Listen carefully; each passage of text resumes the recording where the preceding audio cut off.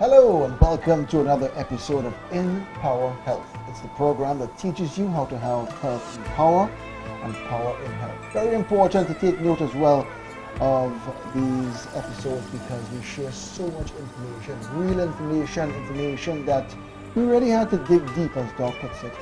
So we're back again today. Alex Assing alongside Dr. Myers and Doctor. After last week's episode, people were really thrilled to do the GMO test on their fruits, especially their imported fruits. So you're welcome for that. No, it works only on the apple. Well, okay, but it was very young. It's only the apple that Only the they've genetic, as far as I know. But I put my foot in my mouth. Right, but we did with the apple and it was good. Yeah. And we also did a lot of we spoke last week about the prostate. Yes. And about the way aromatase the way the aromatase affects the prostate because of the way it changes almost the testosterone into estrogen. Yes. Thus feminizing men or males, and then of course with the females over feminizing. Right. So causing fibroids. And problems. Bad periods, irregular periods. All those menstrual issues. You see, so we're learning, and I think ending up in cancer. Ending in cancer as well. So now you know, right? So very important to take note. So what else are we going to talk about today, Doc? We started something last week. Well, we started and we said that if you had all these autoimmune diseases, that I came upon this book by Schallenberg. And he was talking about when he goes to treat a person with autoimmune disease, the amount of cleansing that he does. And we went through the various types of cleansing. And, stages of detoxing. Detoxing. And I got this, and so I have two books. I have one here by a lady, The Acid Alkaline Balanced Diet by Felicia Drury Clement, which has some good information about diseases too. So I wanted to use that because the first thing I wanted to start with was stomach problems, acid reflux, ulcers, that kind of stuff. So that we could get our foot in the door because everything starts in the gut. That's right. And since everything starts in the gut, let's see how you go about fixing the gut. So she started talking about ulcers, and she said the way to heal ulcers is mainly by diet. You have all kinds of reasons as to why that You have to change your diet first. They say unhappily mainstream doctors view symptoms of illness as signs of disease rather than as reaction to metabolically inappropriate foods. Even those with acid reflux, gastritis, nausea, bloating, gallstones, ulcers, where the diet is an obvious culprit, find it hard to believe that foods can cause digestive problems, can also injure organs, not part of the digestive system. For every ache and pain in the body that isn't the result of physical injury or genetic predisposition, is triggered by acidic waste products or inappropriate and or nutrient deficient foods. So she talks about how to go about healing your ulcer. Well, normally when I have people come in and they have an ulcer and they have a long time, one of the first things I do is to put them on cabbage juice. When you go to the market, you buy cabbage, you cut it up, put it to soak in a little water with hydrogen peroxide. So you get a bowl and you fill the bowl with water and you put 2 or 3 tablespoons of hydrogen peroxide in it, 3%. And then you put your cabbage in there, let it soak for a little bit, so you soak out some of the pesticides. Right, yes. And then you take it out, dry it, and you put it in your juicer and you juice it. Now when you juice it, you drink in 2 glasses a day, 2 4-ounce glasses, one in the morning, one in the afternoon. The purpose of that is to help restore the mucilage in the system. The cabbage is known for giving off a mucus that is very empathic to the mucus that is in the stomach. On the lining of the stomach. And the lining of the stomach has been destroyed, and the acid has gotten to the layer, and that is what starts the ulcers most of the time. Yeah. You could also have a bacterial thing with H. pylori, but lots of times it's just a breakdown, you know. So, and incidentally, you need H. pylori in the gut because it's one of the ways that you with one or two other things that can tell when the stomach signals to say it's hungry, you know. So Correct. it's interesting that what is good for you is also bad for you in certain amounts. Agreed. So anyhow, she says that that if you have an ulcer, the thing to start with is to start with potatoes, white potatoes. Now again, you have another problem because you're having genetically modified potatoes. So that's another problem that you have. But anyhow, you start with potatoes. If you're in a place where you had organic potatoes, then you'd know you're all right. And you don't cook it till it's soft. You cook it until it's crunchy. In other words, you're keeping the enzymes and the alkalinity of the potatoes. All right. So she says, if the potato is new, fresh, don't take off the skin. Leave the skin on. Wash it, boil it so that when you stick it, it's crunchy. Cut it up and eat it. Right? She says the water that you boil the potato in, keep that, let it cool, drink it. Really? Because that is alkaline. Right? And it also contains some of the mucilage from the potato. She says that you could start by eating the potato crunchy, but you could eventually get to a point where you could eat the potato raw. Because you eat the potato raw, you get pure mucilage from the potato. And what about iodine as well? No, you can't put iodine in there. No, I mean from the potatoes. Would you get iodine from the potatoes? No. Okay. Not to any large extent. Not Okay. And then you combine that with gelatin. 1/2 to 1 ounce in liquid or sprinkled in food 3 times a day. Again, mucilage. You just tap in various types of mucilage. I should imagine that the mucilage from the gelatin is much thicker and solid, more solid than the mucilage from the cabbage. Similar, the mucilage from the potato is very alkaline, so that helps to take down the heat from out of the and give the things. And you eat raw vegetables with every meal, and that again is to supply mucilage and water. So what you're trying to do is you're trying to stay very alkaline.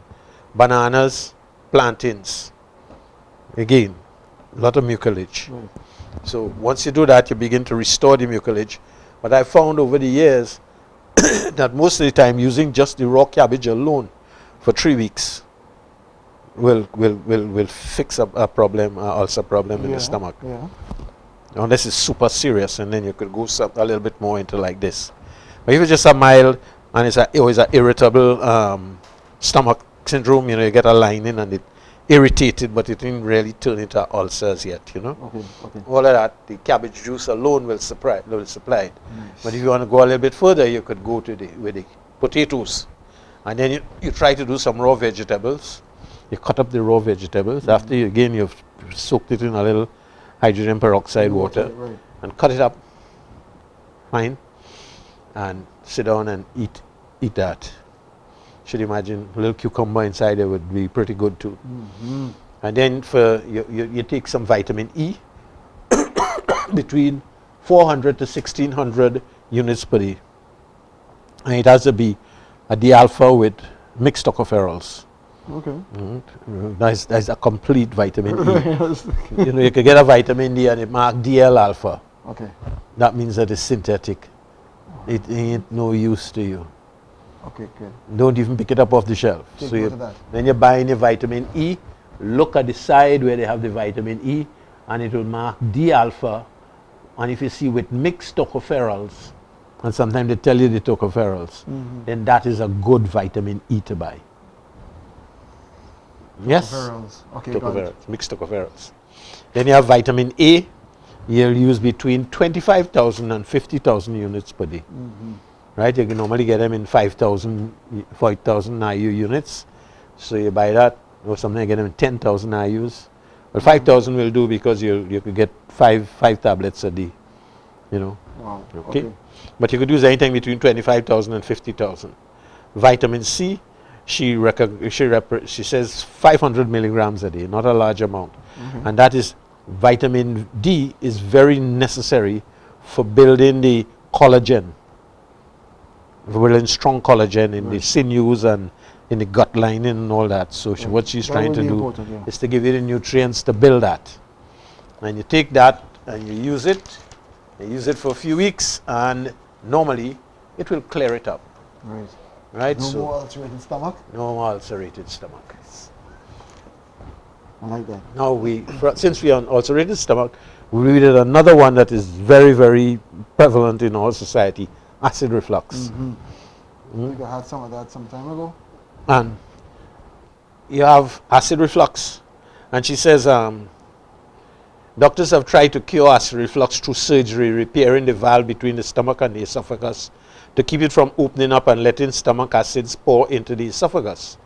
In the view of the fact that the results of this operation has been disappointing, there has to be another explanation for acid reflux. So now she gives you her representation. Okay. She says the most likely one is that acidic waste gas molecules in the stomach opens the valve that closes off the stomach. And let me finish it. She said, if you have a lot of acid deposits in the stomach, the stomach is a thing that takes food. So it shouldn't only get acid foods. It should get acid foods and alkaline foods. Right, of So course. let me explain what I mean. To create that balance. You have a person and they come to me and you give them a piece of pH paper and you say, go measure your pH or your P. And when they come back, you have yellow, which is 5, and you have blue green, which is like 7.4, and then you have thorough blue, which is 8, and 7.2 is about in the middle, right? Which is what the blood should be around there. And the person comes back and the yellow that you give them go on a little white, which means it's even higher than 5. Really? And you realize that person is eating a thoroughly acid diet. Yeah. Plenty meat, especially meat with all the junk that they have in it nowadays. Plenty processed foods. Okay, plenty flour and all these things. And Maybe even soft drinks as well. their idea, yes, with phosphoric acid and thing in it. And their idea of vegetables is a slice of tomato and half a leaf of lettuce, which they don't always like to eat. So that person is running acid all the time. Yeah. So therefore, the body normally gets rid of acid waste when you eat alkaline foods. So you hear people say, I have joint pains and it's hurt and things like that. And if I eat anything acid, it is act up. Of course. Yeah. What they're telling you is that they've eaten acid so long in their life that acid waste has started, the body has started putting acid waste into the joints. It's like you have a house and you have no space. And you're looking for space. And you pack up all the cupboards and you pack up stuff on the side of the wall. And then you're packing it under the bed. Yep. You know what I mean? That's what everybody tell you, get a larger house now. So you'll have more space for the junk. Right. But essentially, when you're eating, you should have acid and alkaline foods. That is so that when you eat alkaline foods and it goes into the stomach, it will neutralize the acid waste that might be sticking around there and clean it so you have a balance all the time. Right. Unfortunately, in this modern times, very few of us eat any alkaline foods to talk about. So we're always running very acid and we're always getting sick very quickly because, the whole thing is very reactive. We're rotting very quickly. So she says, when you have that, the waste gas molecules in the stomach, so as the acid goes in there, it hits the waste acid sitting down there and it starts to give off a gas. Now the valve that you have will close and close very effectively against liquid. But if you have a gas pressure, so you have some people that tell you, as soon as I eat, my stomach does swell up. You ever hear that? Yeah. I feel bloated. Yeah. What he's saying is when the acid hits the food and the waste, it makes plenty gas. When that gas reaches a certain pressure, you start to go, start blowing. If you then have what is called a hiatal hernia, and a hiatal hernia is where the top of your stomach, where the valve is, you're doing something, say like you're working hard, and you bend over, and you have a hole that comes through the diaphragm, Right. and the esophagus comes through. So as you bend over, the stomach pushes up. Yeah, it's locked. And when it pushes up, it does so, and it pushes into there. And when you get up, it hook. So the valve here can't work properly anymore. So you have a hiatal hernia. So anytime you eat and that gas starts, it will just come up. You'll start burping, but you'll be burping acid stuff. Right? So the acid waste flows through this opening and it inflames the esophagus because it's a low pH, sorry. Chronic inflammation wears away the esophageal system. So you start getting pains here. Sometimes you get up into the throat, your voice will start getting hoarse and all kinds of crazy stuff. So he says the efficient digestion depends on alternating action of acid and alkaline digestive juices. When you eat and you start to chew, in the mouth you have an alkaline enzyme called ptyalin. Right. In the mouth, which breaks down the starch, the hydrochloric acid, okay, and the acid gastric juices.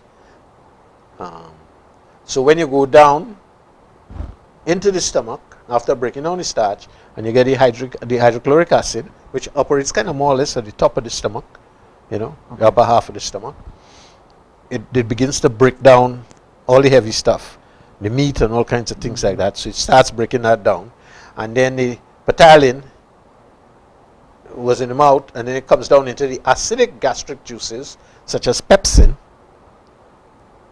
So you have hydrochloric acid and pepsin. You're breaking up the protein now.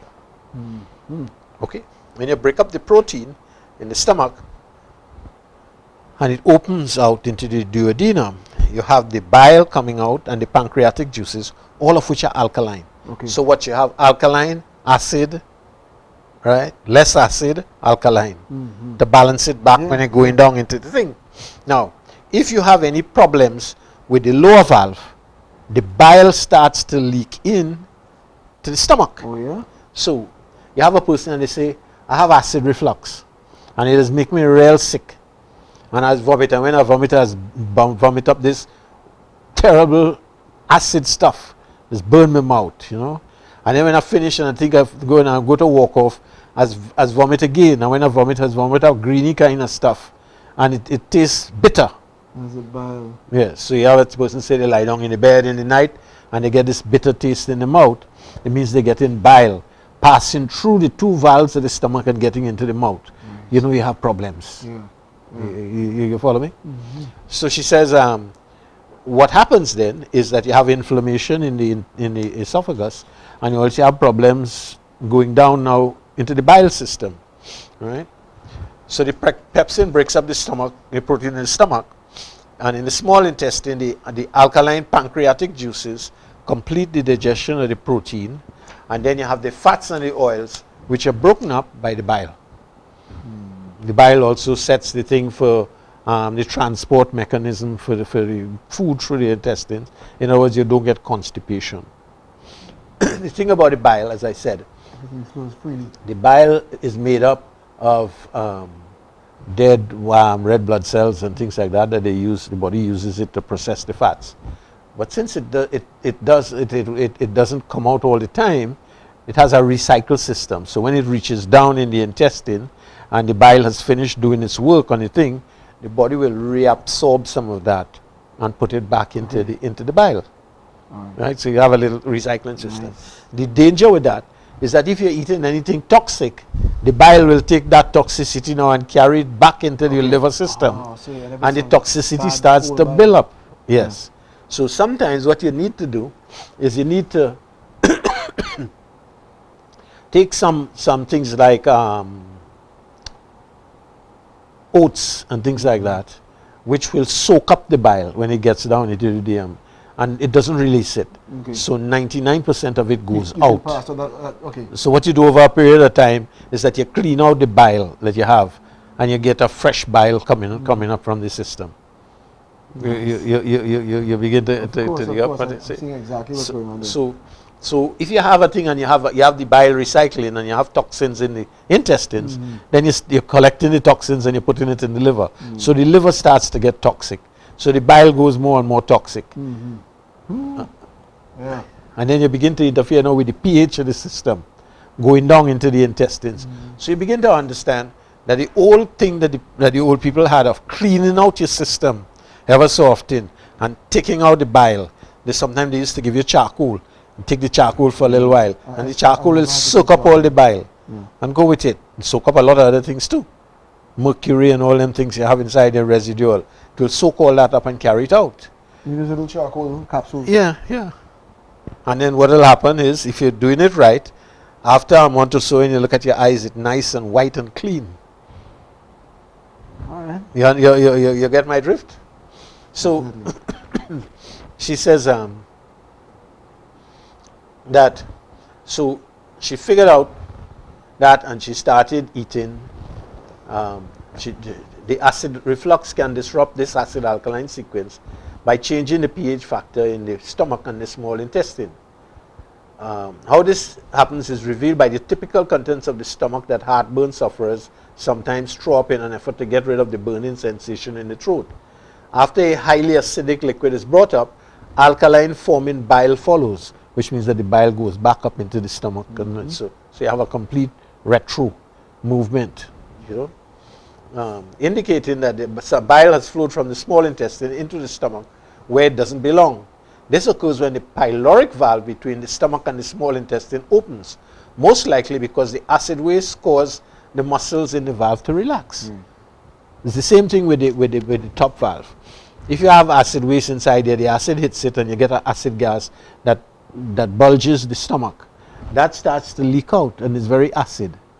So it starts to burn around the valve and it burns the esophagus round. So the valve gets loose and lets go and then stuff floods up the thing.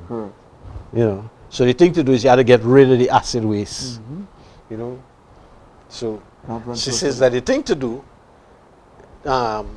is that she did well on alkaline fruits such as white potatoes, string beans, cauliflowers, peas, and other root vegetables. Probably if you hear Tanya and Dashin and all these things, you could run with that. On the other hand, there were alkaline foods such as radishes, mustard onions, garlic, herbs, and spices that she avoided because of the bitter, sharp taste that might probably irritate the very delicate stomach. So she started doing potatoes.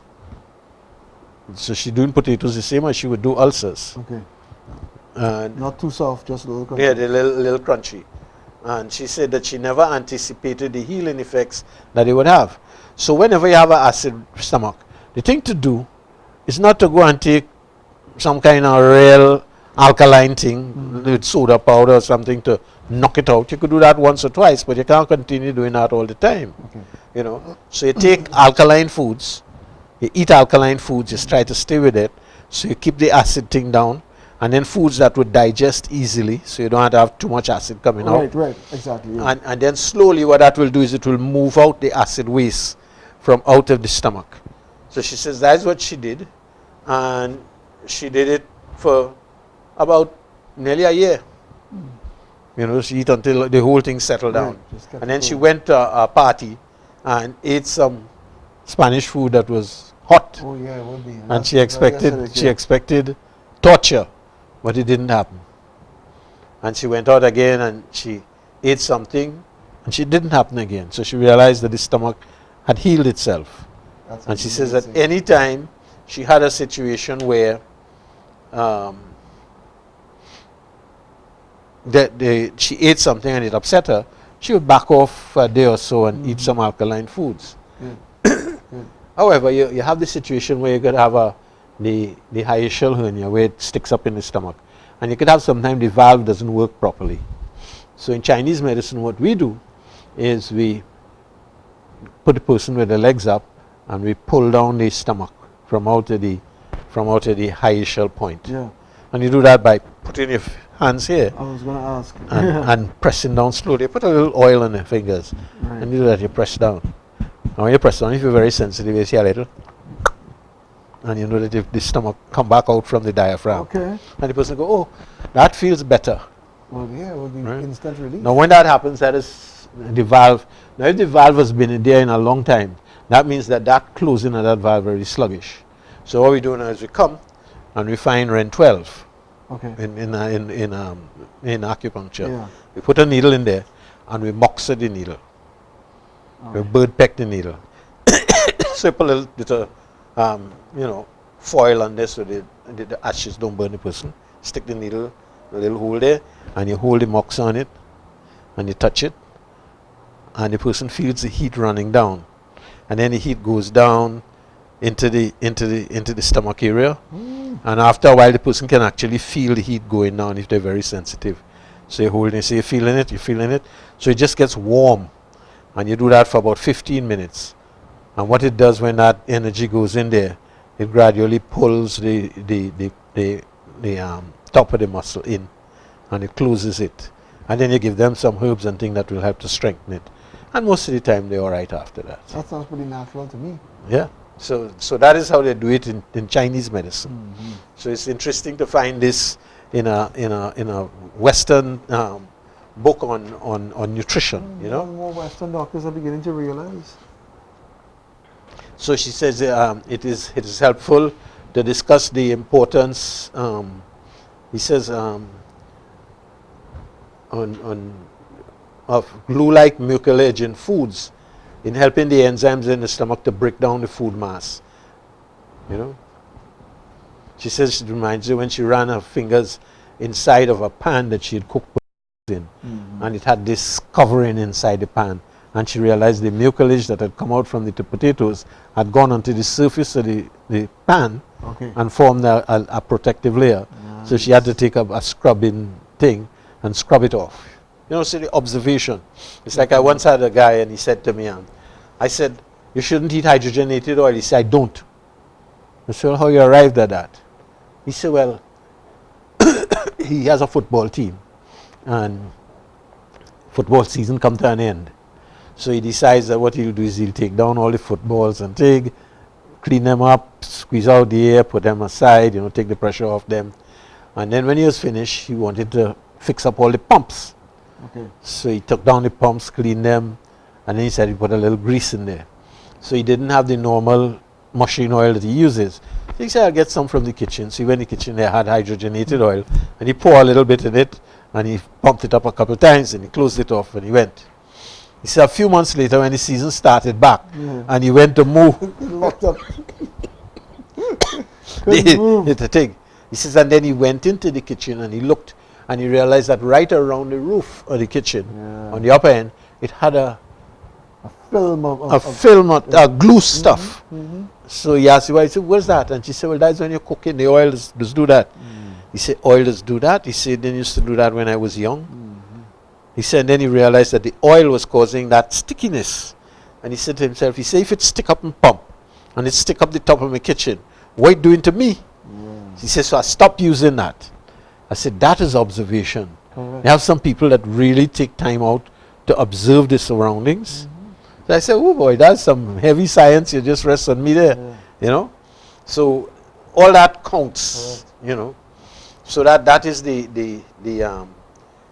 thing. So she says, you know, the gelatin. See what she says here.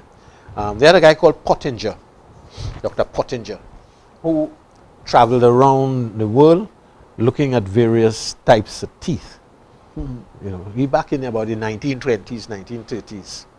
And he said he found out a lot of things. And one of the things that he noticed is that the people in the United States who had the best teeth, right, were the Africans who worked on the sugarcane plantation. Yeah, because they kept chewing the sugarcane. Not only that, the liquid of the sugarcane has a thing that protects the teeth. It also has a thing called the anti-stiffness factor, where the people who would suck the cane regularly never had any joint stiffness.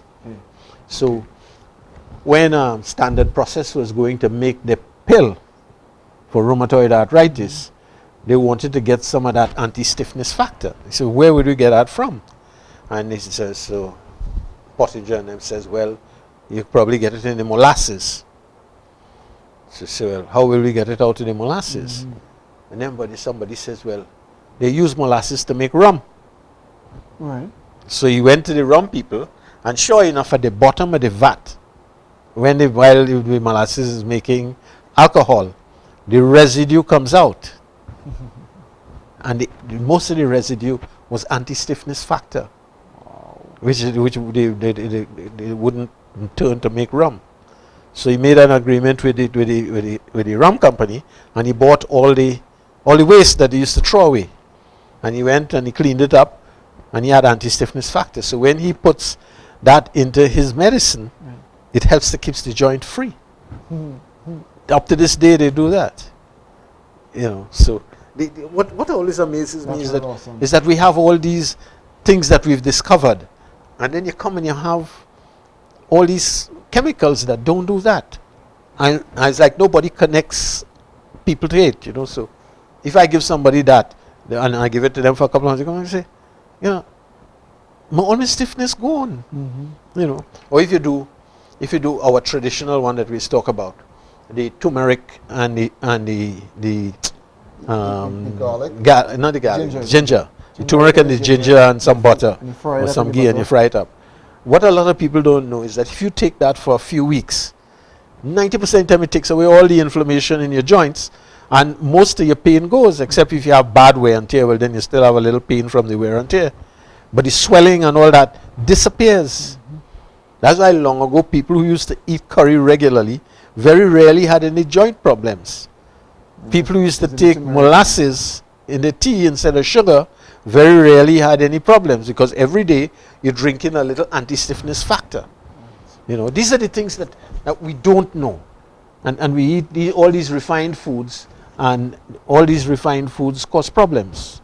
That's right. You're with me there? Correct. So I just thought one of the things that she talks about, she says that I would say rather that the factors in bananas and cabbage that rebuild the stomach mucus lining is hyaluronic acid, the substance in the mucilage that gives it its slippery and glue-like texture. Now, that is the same thing that is in the joints, because one of the things that you put in medicine for rheumatoid arthritis is hyaluronic acid. Okay. Right? But this time they get the hyaluronic acid from the comb of the chicken, and they boil it out.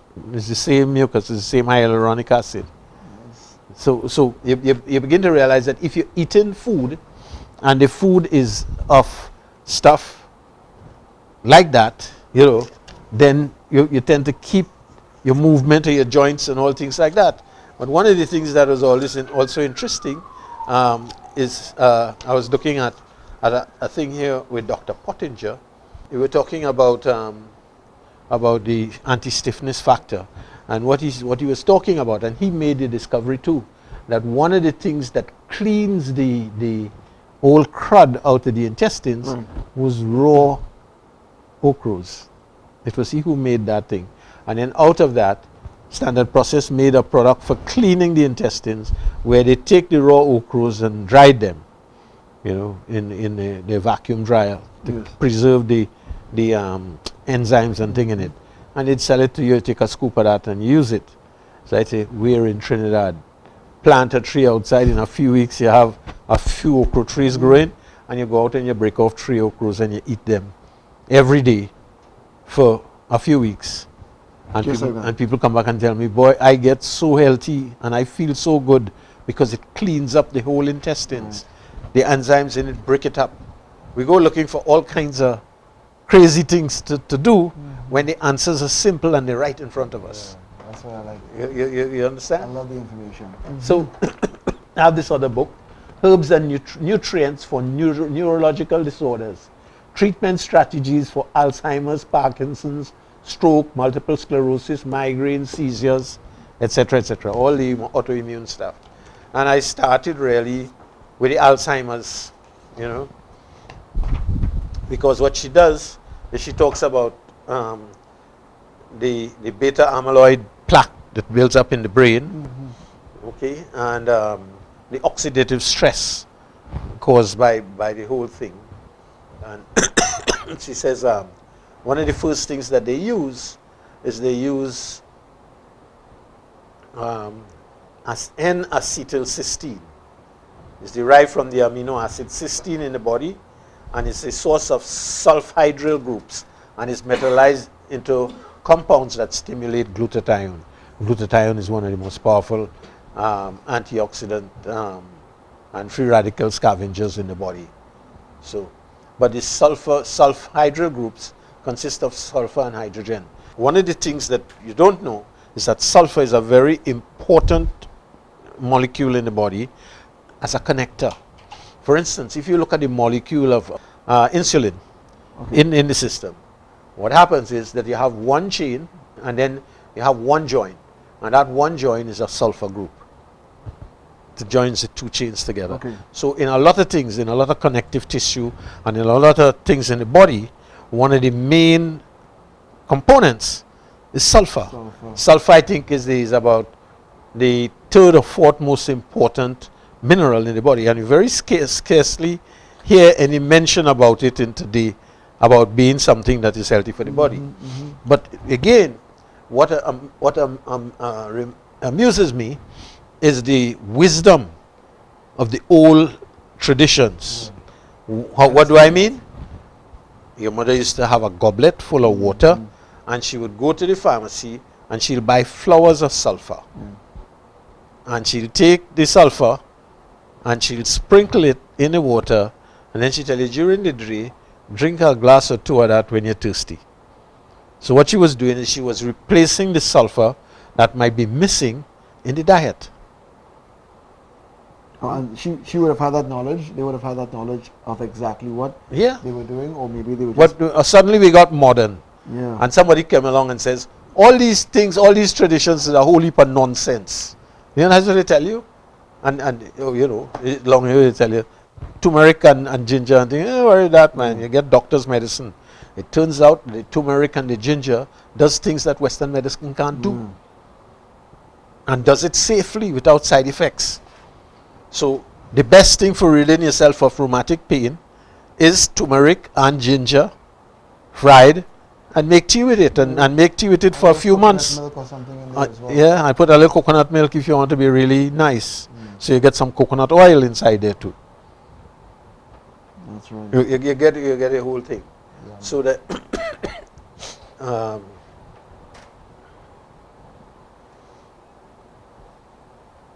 so it says that the acetyl-L-cysteine downregulated the gene transcription APP in human neuroblastic cells. We're not going into technical. Reducing levels that would decrease the formation of the amyloid plaque. So that's what we're really getting at. That acetyl-L-cysteine helps to decrease the amount of things. There's another article that I came upon which says that the amyloid plaque normally starts, because of age-related thing. Age is all these short things. Anyhow, when things get glycated, which means they get sugar coated.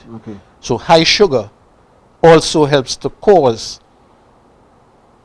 Alzheimer's. Right? So what you're saying is that the acetyl-L-cysteine helps to stop that, reduce that, and reduce the amount of amyloid plaque that you have. Good. So that's the first one that she has, that supplement that you give the person. So you would start with a starting dose for Alzheimer disease patient is 200 milligrams twice a day. Depending upon the response, you could work up to 500 milligrams twice a day, especially if the person tends to be diabetic and you don't have the sugar under control. Right? Turmeric. Our good friend turmeric again. It is established that the chronic use of non-steroidal anti-inflammatories reduces the incidence of AD.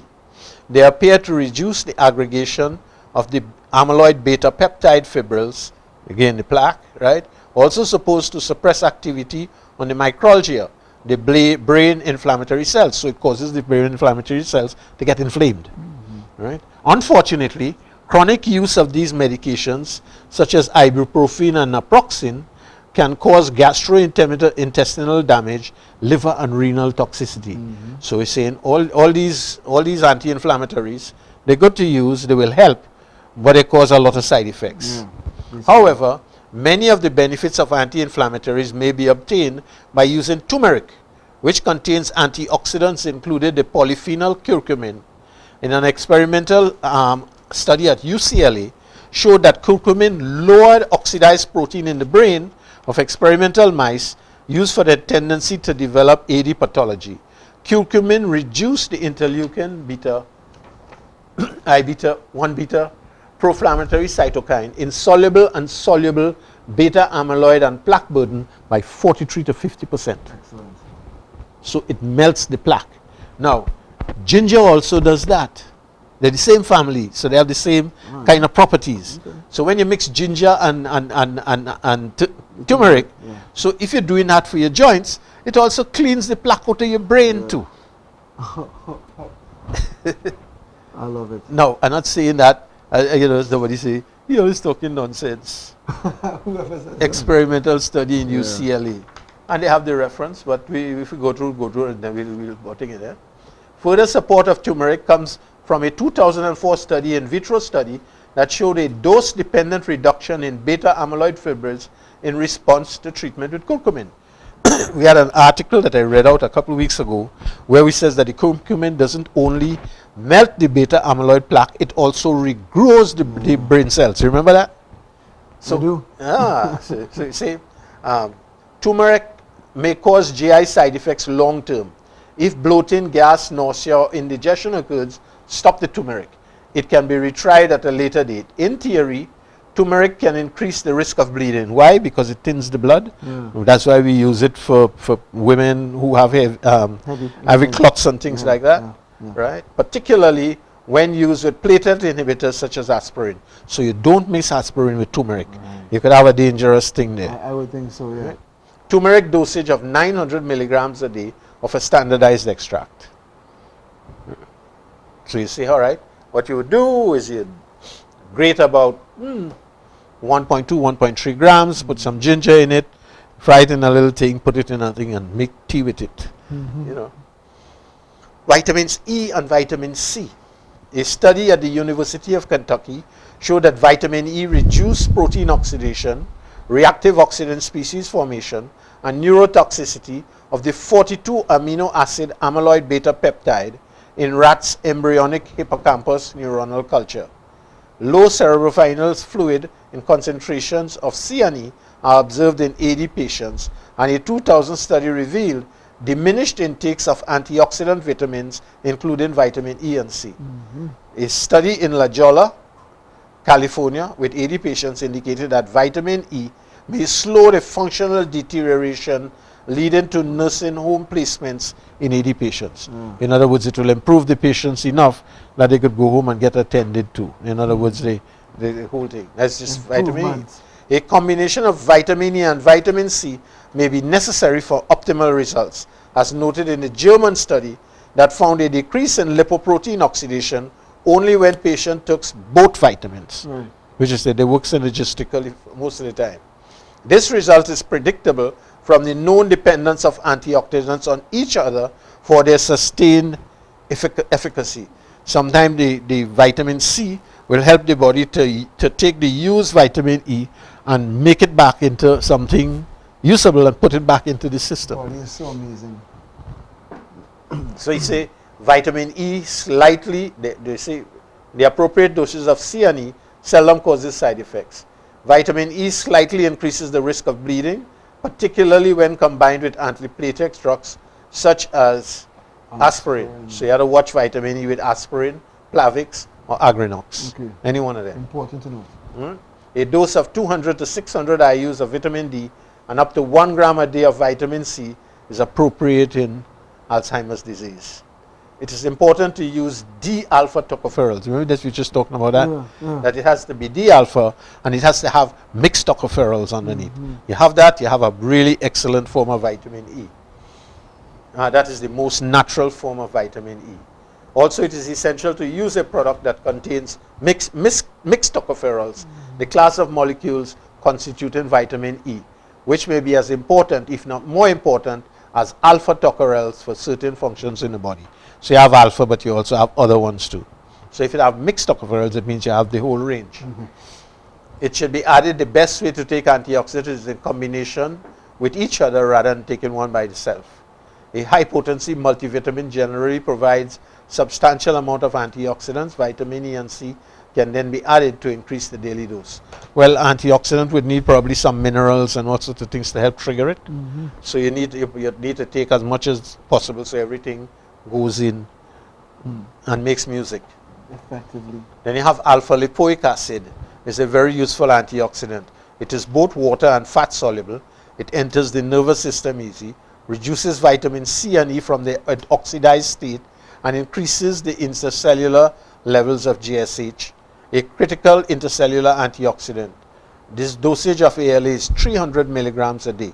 So the ALA, the alpha lipoic acid, helps to keep it reduces the vitamin C and vitamin E after they've been oxidized. In other words, it puts it back so that it can do some more work. Yeah. Then you have pycnogenol, which is an extract from bark, the pine tree. Oh, okay. All right? Extract from the bark of the maritime pine tree. Contains important antioxidants and flavonoids.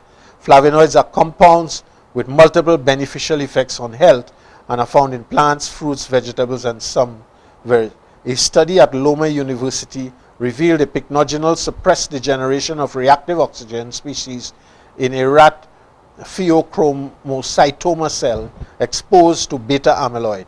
In other words, it helps to stop the beta amyloid thing again. Pycnogenol also protects the animal brain cells from the excitotoxicity of high levels of glutamate, a neurotransmitter that plays a role in neurodegenerative disorders. So you understand that everything that they put into the thing as nutrients have a specific purpose while you're putting it in. Now, garlic, aged garlic. Studied aged garlic extract using the same technique as was used with pycnogenol, right? The garlic suppress the same events as pycnogenol, including the generation of reactive oxygen species, ROS as they call them, fragmentation of DNA, and apoptosis, which is cell death. Garlic has been used safely for many disorders, although it can cause GI side effects. It can enhance the effect of coumadin, and in theory could interact with antiplatelet drugs because it has the ability to thin the blood, right? It may interact with anti-diabetic agents, cyclosporine, AIDS medication, and oral contraceptives. So you have to be very careful treading that. Okay. You know, the enzyme metabolizes approximately half of the pharmaceuticals such as statin drugs, Lipitor, Prevachol, and the hormone estradiol. Patients are advised to determine how their medication is metabolized because a potential interaction exists between the medication, the metabolism of the medication, and garlic. Garlic doses of 600 milligrams 3 times a day. So, but if it's an older person, obviously they won't have all these kind of medicines like, you know, stuff for preventing pregnancy and all kinds of things like that. Okay, birth control. Then we have ginkgo biloba, right? The world's oldest living tree species with a medicinal history dating back over 3,000, 4,000 years. I won't doubt it. It has a number of beneficial pharmacological effects. It's antioxidants, it's a free radical scavenger, a vasodilator, an inhibitor of platelet activity, and it decreases platelet aggregation, phagocyte, chemotaxis, smooth muscle contraction, and excitatory amino acids receptor function.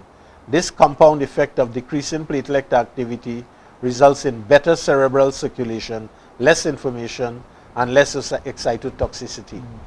Multiple studies show that ginkgo biloba protects the neurons against the beta amyloid neurotoxicity, including reduction of cell death, apoptosis. It also appeared to inhibit the formation of the amyloid fibrils and decrease the activity of caspase 3, a key signaling enzyme in the apoptosis cascade. So, that is the benefit of ginkgo biloba, right? It also may affect several of the P50 hepatic enzymes. This could lead, in theory, to an effect of metabolism of a number of pharmaceutical drugs. Natural Medicine Comprehensive Database discusses this in detail. Ginkgo biloba dosage should be 120 milligrams a day. You could use ginkgo biloba to improve the memory because, as I say, it goes into the brain and helps to excite and stimulate circulation and things like that. Now, people go and they use ginkgo biloba for a day or two, and say, I ain't get no results. No, that's But if you ridiculous. increase the circulation of blood in the brain, then the body will take that extra nutrients and things like that, and it will start rebuilding and repairing. Right. That will take It's a process. 4 to 8 weeks Right. before you begin to really see the true benefits of it. So whenever people start taking ginkgo biloba, says wait at least 6 weeks before you make any call on it. Right. Then you have melatonin, a hormone secreted by the pineal gland, which regulates the body's circadian rhythm, endocrine solutions, sleep patterns. So it helps with sleeping. That it has an anti-cancer effect and is a potent antioxidant. It may be 6 to 10 times more potent than vitamin E as an antioxidant. It neutralizes oxygen-derived free radicals and carbon-centered free radicals. Multiple studies reveal that melatonin significantly reduces the lipid peroxidation secondary to beta amyloid. So it helps again with the protection against the beta amyloid plaque. Side effects of melatonin are mild but possibly include sedation. It may increase blood pressure in patients on an antihypertensive medicine. Some minor drug interactions, but you could check with Natural Medicine's comprehensive database. Some interactions are potentially beneficial. Then you have homocysteine. Homocysteine is an amino acid produced by the body, and elevated levels are associated with heart attack, stroke, hardening and narrowing of the arteries. I was reading a book on water and drinking water by Batman Jelly. By who? A guy called Batman Jelly, who did a lot of work on water. Okay. and you know, starving yourself Sound of like water. a superhero sandwich, Batman jelly. Anyhow, he says that it will appear that homocysteine is made in the body when certain organs don't have enough water, and you have to move water from one place to the next. That's very The important. homocysteine Crucial. plays a role in that. Everybody thought homocysteine was all bad, when it turns out that it has a very important use. I didn't go into the details of it too much, but I remember reading that. We have, it's also associated, because it's kind of corrosive, with heart attacks, strokes, as if you have it a long time, you know, because it is decreased by folic acid, B12 and B6. They all break down the homocysteine. Right. So anybody makes the homocysteine, the lowering of the blood homocysteine. Conflicting information exists regarding the role of elevated plasma homocysteine. In 1988, a study conducted in Oxford, England, found significantly higher homocysteine levels and reduced vitamin B12 and folate in 80 patients. Disease progression was higher in the patients with higher homocysteine level. In 1999, in the University of California, reported significantly higher homocysteine levels in 164 AD patients than in a control group of elderly individuals with no cognitive impairment. It says that the Princeton University notes that homocysteine globally decreases brain methylation, an important metabolic process for structural components and neurotransmitters. You know, so you have all this, and then you have your neuronal cellular structure and function. That's the ones now that does the nerves. And I see the cameraman doing me this, which means that it looks like we'll have to continue this another day. Like you have some nerves. Anyhow, we have phosphatidylserine, acetyl L-carnitine, huperazine A, fatty acids, docosahexaonic acid, and things like that. The role of aluminium, glycation end products, as the age-related, advanced glycation end products, electromagnetic fields, vitamin D, proteasome, cannabinoids. Yeah. Cannabis Of course, have of a course. pathway in the system to deal with pain and all kinds of things. We'll talk about that. Right. Sleep summary. And then they have a list of all the things necessary laid out and the amounts. Doc, this is that an you can take. amazing addition to your library of information. Yes, it is. So that if you have a person and they have Alzheimer's, it's not just enough to just give them coconut oil. Yeah. You also give them as much of these that you could give them. Of course, I can't give them cannabinoids, 2 to 5 milligrams of high CB-THC ratio. Okay. High grade. probably have your Alzheimer's patient going, nice. Wow. But you find out all the time the amount of things that you have where cannabis plays an important role in the health of the thing.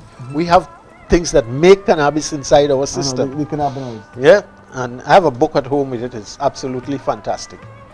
So we'll continue this, and we'll go through this for people, and then probably offer a copy of it for anybody who have a Alzheimer's patient Sounds and great, want to use it, you know. Yeah. So we'll finish that the next time we talk next week. Absolutely. Looking forward to that. We learned a lot again today. Like I said, take your notes and keep watching, because this is where it's going to really make it's a game changer for you, for your health, and of course for the health of your family.